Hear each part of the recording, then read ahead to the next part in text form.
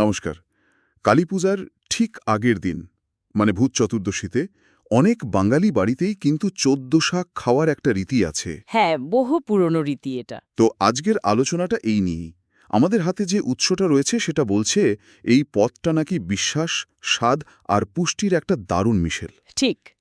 চলুন এই ঐতিহ্যবাহী খাবারের পেছনের কারণগুলো, এর মানেটা কি আর শরীরের জন্যই বা কতটা ভালো সেটা একটু খুঁটিয়ে দেখা যাক, কি বলেন? অবশ্যই। দেখুন, ভূত চতুর্দশীতে এই ১৪ শাক খাওয়ার যে প্রথা, তার মূলে কিন্তু একটা লোকবিশ্বাস কাজ করে। হ্যাঁ। মানে মনে করা হয় এটা বাড়ি থেকে অশুভ শক্তি দূর করতে সাহায্য করে। আচ্ছা।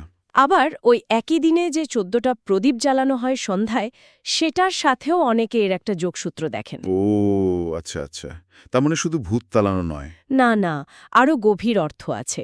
অনেকে ভাবেন এটা পূর্বপুরুষদের স্মরণ করার একটা উপায়, আবার কালীপুজোর আগে শরীর আর মনকে একটু শুদ্ধ করে নেওয়ার প্রতীকী আচারও বলতে পারেন। তার মানে ব্যাপারটা বেশ গভীর দেখছি, শুধু একটা রান্না নয়।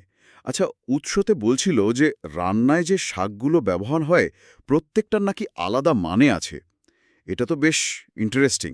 হ্যাঁ, সেরকম একটা বিশ্বাস আছে বটে, যদিও নির্দিষ্ট মানে হয়তো সময়ের সাথে সাথে একটু বদলেছে বা এক এক জায়গায় এক এক রকম। আর রান্নাটা তো খুব সাধারণভাবে হয়, তাই না? পেঁয়াজ রসুন ছাড়া। একদম। এই সরলতাই এর বৈশিষ্ট্য।